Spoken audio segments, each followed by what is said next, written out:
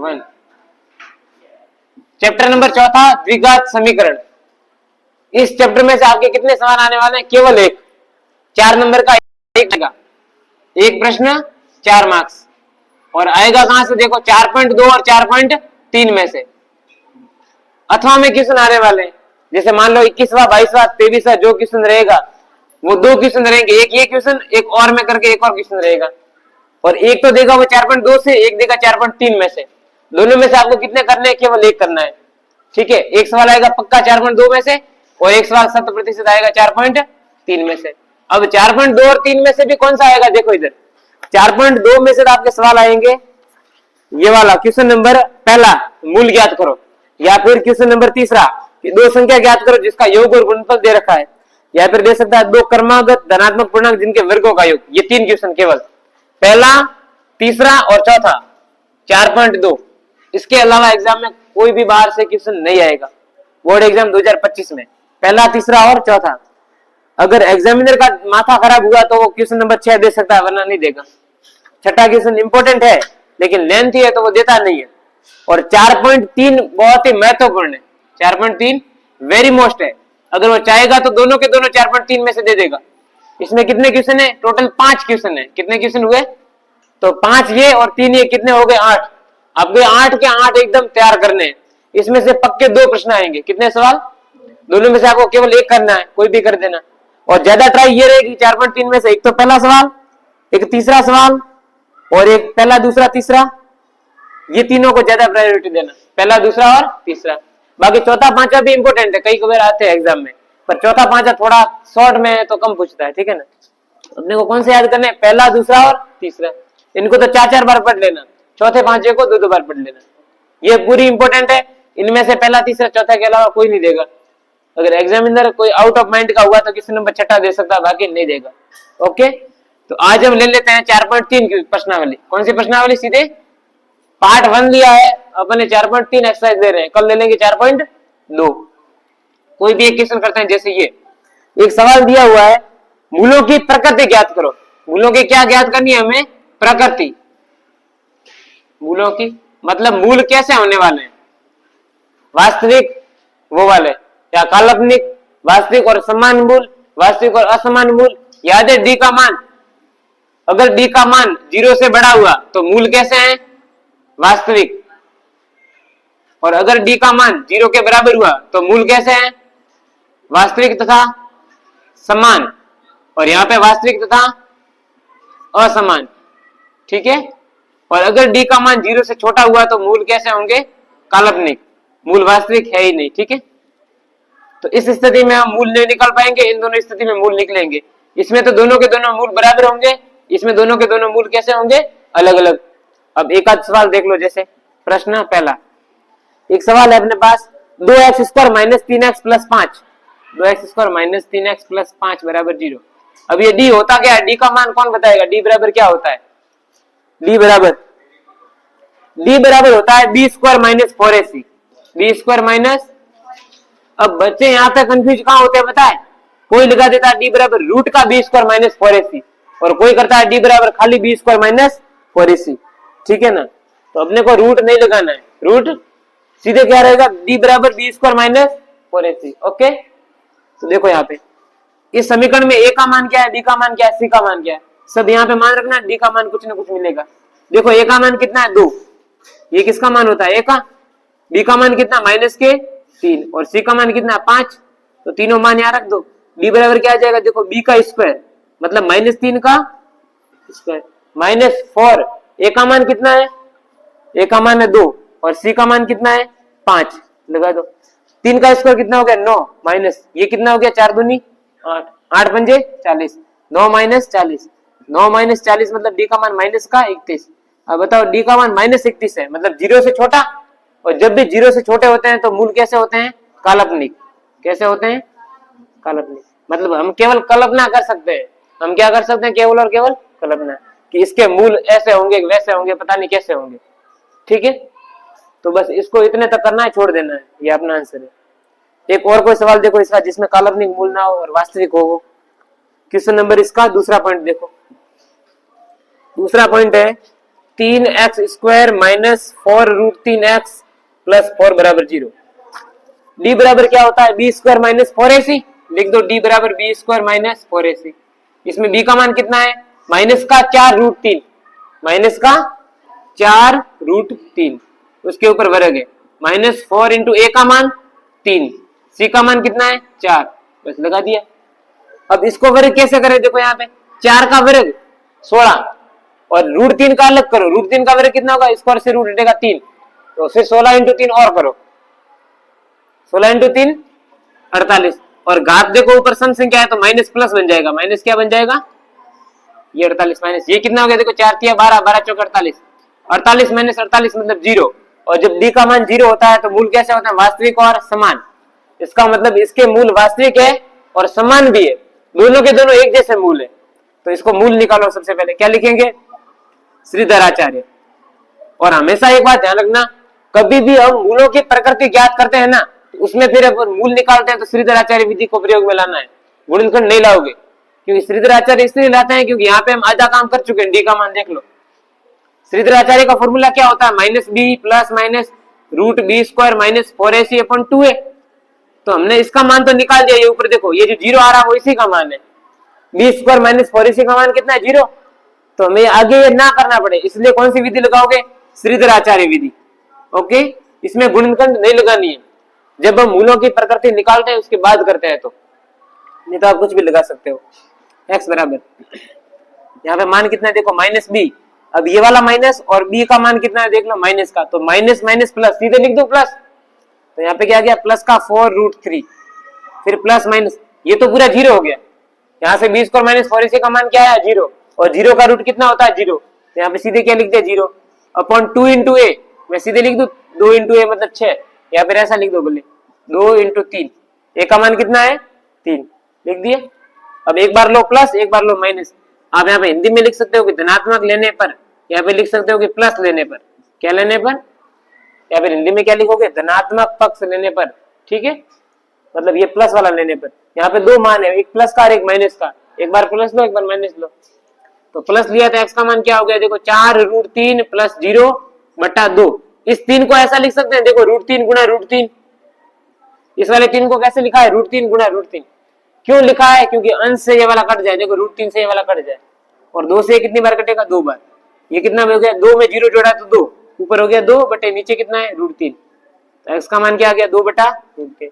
अब माइनस वाला आप लोगे तो उसमें भी सेम आंसर आएगा, देखो माइनस लेने पर क्या लिखोगे, माइनस लेने पर, और माइनस में क्या आ जाएगा, यहाँ पे लिखेगा माइनस 4√3 माइनस 0 अपॉन में 2 इंटू 3, फिर सेम काम 4√3 में से 0 गया तो 4√3, और नीचे वाले 3 को क्या कर दिया √3 इंटू √3, सेम आंसर आने वाला, इससे 2 कट गया 2/√3, क्या आंसर आ गया 2 तो इसके दो मूल कौन से मिले 2/√3 और 2/√3, देखो समान मिले कि नहीं मिले, तो ये समान मिलते हैं असमान मिलते हैं काल्पनिक मिलते हैं, वो कौन तय करता है डी। अगर इसके सवाल एक आध नंबर में आते हैं तो मूलों की प्रकृति वो हमेशा पूछेगा एग्जाम में, पर इस साल तो नहीं आने वाला, सीधा एक सवाल आएगा 4 नंबर में आएगा, तो ये सवाल सीधा ऐसे बड़े सवाल दे सकता है वो एग्जाम में, ठीक है। अब बस पहले का दूसरा पॉइंट बचा है, तीसरा वो आपके होमवर्क में खुद करोगे, घर पे जाके चेक करना कि मूलों की प्रकृति किस प्रकार की है।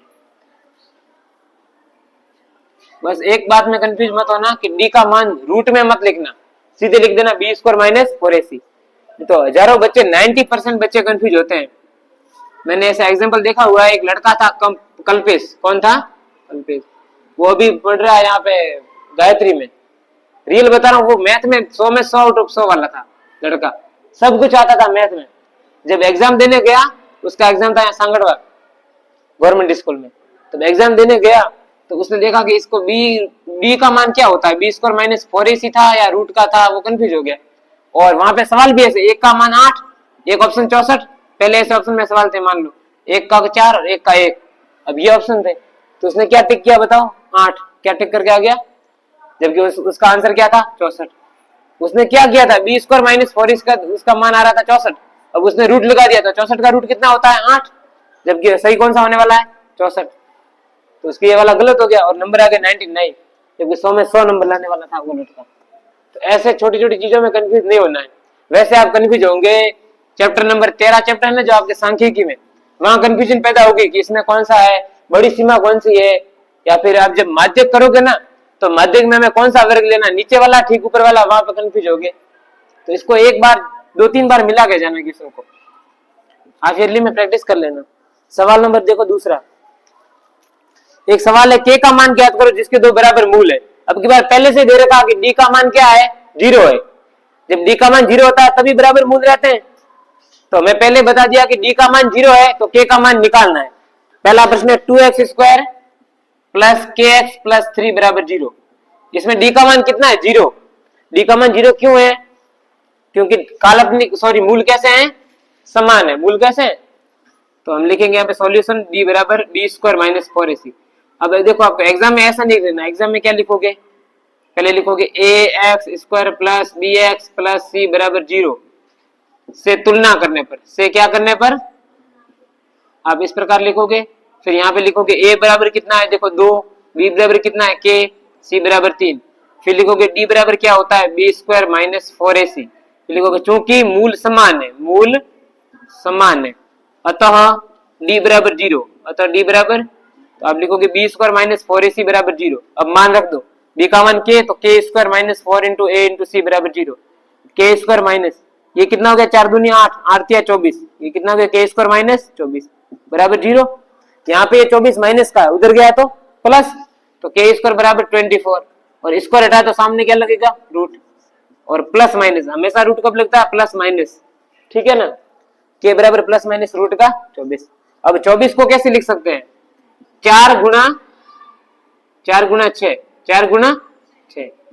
फिर 4 को बाहर लेके आ गए तो 2, और रूट में क्या बच गया, 6, 2 रूट 6। यह आ गया k का मान, प्लस का और माइनस का दोनों। मतलब अगर हम 2 रूट 6 प्लस का उसका भी वर्ग करेंगे तो 24 आएगा, माइनस वाले का भी वर्ग करेंगे तो 24 आएगा। तो इसके कौन से मूल मिले, k का मान, ये 2 मूल प्राप्त होंगे, आंसर, ठीक है।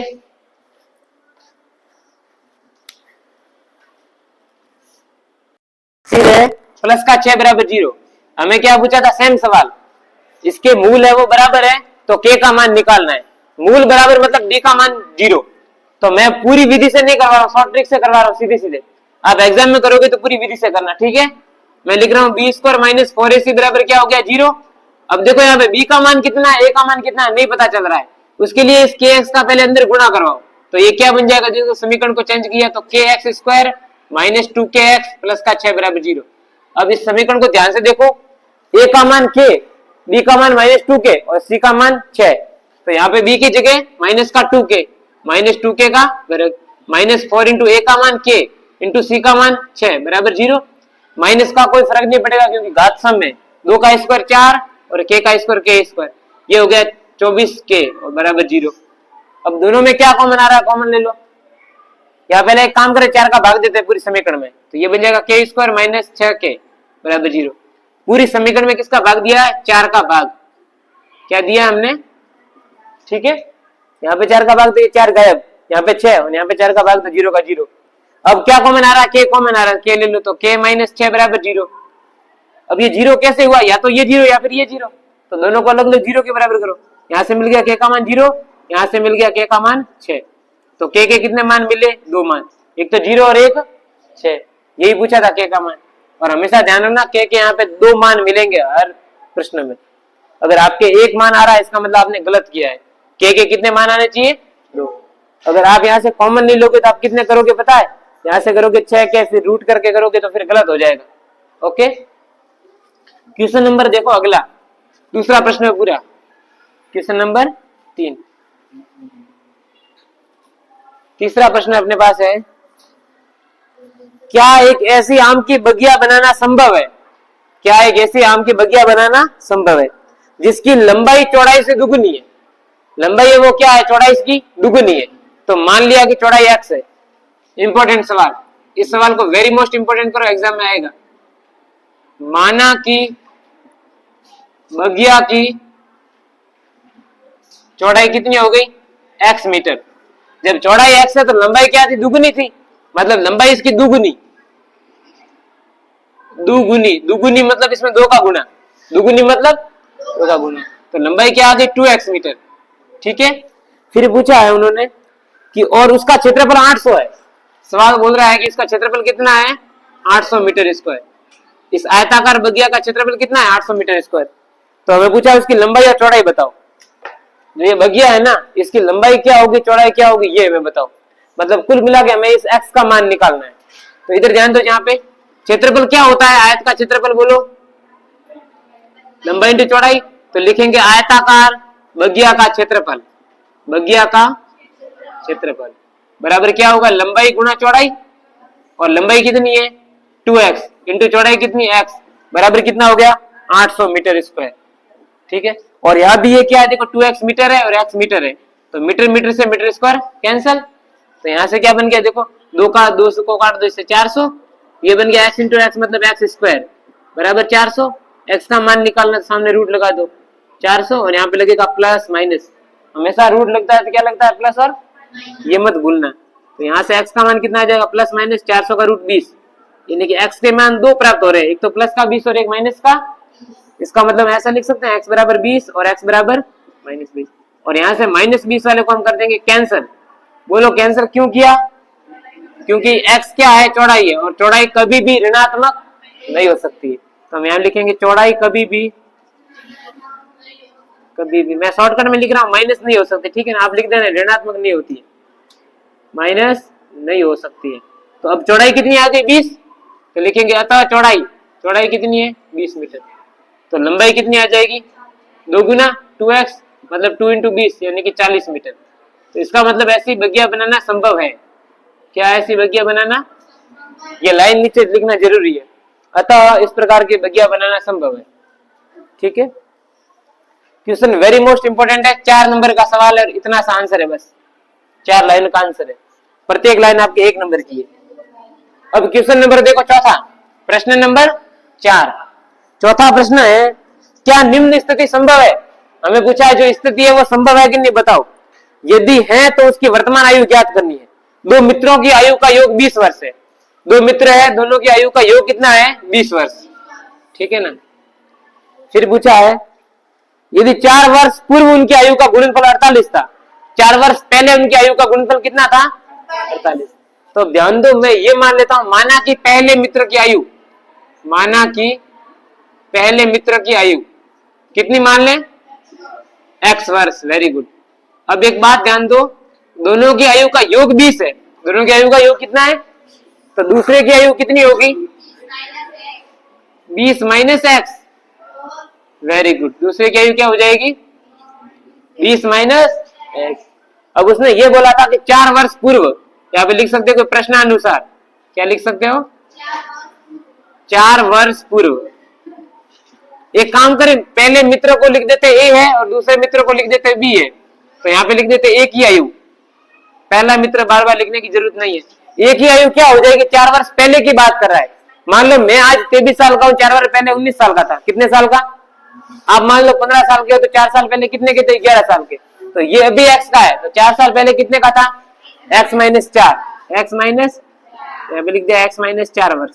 ठीक है और इसको क्या लिखेंगे b की आयु क्या हो जाएगी 20 माइनस x माइनस 4। इसको थोड़ा हल करेंगे तो 20 में से 4 गया मतलब 16 माइनस x में दोनों की आयु हो गई। और प्रश्न में बोला था इन दोनों का गुणनफल कितना 48 है। तो करा दो x माइनस 4 और इसका गुणनफल 16 माइनस x के साथ कितना है 48। ओके अगर ABCD ऑप्शन में होता सवाल तो हम कैसे करते हम अंदाजा लगाते कि x का मान क्या रहा होगा ताकि इन दोनों का गुणा 48 होगा। 8 और 6 हो सकता है 8 और 6 12 और 4 हो सकता है 12 और 4 हो सकता है ना। और क्या हो सकता है ऐसे हो सकता है कुछ भी है तो वो अनुमान हम लगा सकते हैं। नहीं तो इसको पूरा सॉल्व करो x का गुना 16 में किया तो 16x x का गुना x में किया तो x स्क्वायर 4 का गुना 16 में किया तो 64 और 4 का गुना x में किया तो प्लस का 4x। यहाँ पे प्लस का 4x क्यों है बताओ तो क्योंकि ये भी माइनस और ये भी क्या है माइनस इसलिए यहाँ पे क्या है प्लस। ध्यान दो 16 और 4 मिलके कितने हो गए 20। एक काम करते हैं चारों को उधर भेज देते हैं तो ये x स्क्वायर प्लस का और ये 20x जो प्लस के हैं उधर जाके माइनस के और ये 64 जो माइनस का है उधर जाके प्लस और प्लस होगा तो इससे जुड़ेगा 64 और जोड़े तो 112 100 बराबर 0। अब ये द्विघात समीकरण बनी है। क्या बनी द्विघात बस हल कर दो आंसर। दो अपने पास विधि है श्रीधराचार्य और गुणनखंड किसी से भी भले करो। कैसे करना, देखो गुणा करने पर 112 और जोड़ने पर 20। ऐसी कौन सी दो संख्या जिनका गुणा 112 और जोड़ने पर 20 आए, बताओ कौन सी दो संख्या है जिनका मल्टीप्लाई 112 है और जोड़ने पर 20 आए। मान लो कि एग्जाम आप दे रहे हो और ऐसा समीकरण आ गया आपके पास और आपके दिमाग में वो दो संख्या आई नहीं जिनका गुणा 112 और जोड़ने पर 20 हो, संख्या आई नहीं, आप 10 मिनट बैठ गए, तो आपको टाइम वेस्ट नहीं करना, सीधे सीधे कौन सी लगाओगे, श्रीधराचार्य, उससे हो जाएगा -b प्लस -√b² -4 ऐसे लगा देना, हो जाएगा। ठीक है, इससे आगे काम do it self. Question number देखो लास्ट 5वां, ये है यहां से x का जो मान प्राप्त होगा वो क्या है, मित्र a की आयु, और 20 में से घटाने पर वो आ जाएगा मित्र b की आयु। अगला सवाल है क्या, परिमाप 80 मीटर, परिमाप कितना दे रखा है 80 मीटर, परिमाप 80 मीटर, और दे रखा है क्षेत्रफल 400 मीटर स्क्वायर, क्षेत्रफल कितना है 400 मीटर स्क्वायर, और बोला इसके पारक को बनाना संभव है, यदि है तो उसकी लंबाई चौड़ाई ज्ञात करो। ऐसा हमें पारक बनाना है, क्या बन सकता है? तो ऐसे कभी भी सवाल आए ना तो उसको क्या मानोगे, हमेशा और हमेशा बताओ, आयत। क्या मानना है अपने को, माना कि आयताकार है। ऐसा क्यों होता है, सुनो, जब लंबाई और चौड़ाई की बात आती है, क्षेत्रफल की बात आती है, या तो वो आयत होगा या वृत्त होगा, और हम जानते हैं कि प्रत्येक प्रकार का वृत्त हमेशा आयत होता ही है, यानी कि जिसकी लंबाई है चौड़ाई है और वो वृत्त भी है तो हमेशा वो आयत है, हमेशा वो क्या है, मतलब एक प्रकार के वृत्त को हम आयत बोल सकते हैं लेकिन आयत को वृत्त नहीं बोल सकते। इसलिए अगर वो वृत्त होगा ना तो भी कोई टेंशन नहीं है, हमें क्या मान के चलना है, आयत, तो हम आयत मान लेते हैं। और आयत का परिमाप का सूत्र क्या होता है, 2 इंटू लंबाई प्लस चौड़ाई, जो कि दे रखा है 80, कितना दे रखा है, तो यहां से लंबाई प्लस चौड़ाई कितनी हो गई 80/2 40, ठीक है।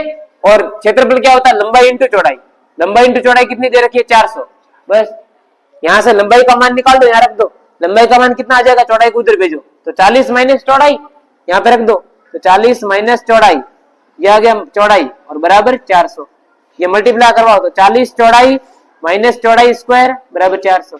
आपको चाहिए तो यहाँ पे बी भी लिख सकते हो, चौड़ाई नहीं लिखना है तो। अब ये द्विघात समीकरण बन गया, देखो दोनों को उधर भेज दो, तो चौड़ाई का स्क्वायर माइनस 40 चौड़ाई और प्लस का 400 बराबर 0, गुणा करने पर 400 और जोड़ने पर 40, 20 और 20 और, तो यहाँ पे आप क्या करोगे, चौड़ाई का स्क्वायर माइनस 20 चौड़ाई और माइनस 20 चौड़ाई, फिर क्या आ जाएगा प्लस का 400 बराबर 0, क्या लस आ रहा है चौड़ाई, सॉरी कॉमन, सॉरी क्या आएगा कॉमन चौड़ाई, तो यहाँ पे क्या बचेगा चौड़ाई माइनस 20, फिर क्या कॉमन आ रहा है माइनस का 20, फिर चौड़ाई माइनस 20 बराबर 0, तो फिर कॉमन क्या आ रहा है चौड़ाई माइनस 20, फिर क्या बच रहा है चौड़ाई माइनस 20 बराबर 0, दोनों को अलग अलग 0 के बराबर किया तो चौड़ाई बराबर 0 और चौड़ाई बराबर 0, दोनों मान समान प्राप्त हो रहे हैं। चौड़ाई का मान कितना प्राप्त हो रहा है 20 और 20, तो चौड़ाई 20 है तो लंबाई कितनी हो गई, यहाँ रख दिया, तो लंबाई भी कितनी आ गई 20, तो यहाँ पे क्या लिखेंगे लंबाई भी कितनी है 20, तो इसका मतलब ऐसा पारक बनाना संभव है। और पारक किस आकार का बनेगा, तो वर्गाकार बनेगा, किस आकार का बनेगा, क्योंकि जिसकी लंबाई और चौड़ाई बराबर होती है वो क्या होता है वर्ग, क्या होता है। ये एक्सरसाइज 4.3 क्लियर, ओके। बच्चे हुए सवाल होमवर्क में कर देना और 4.2 करेंगे कल।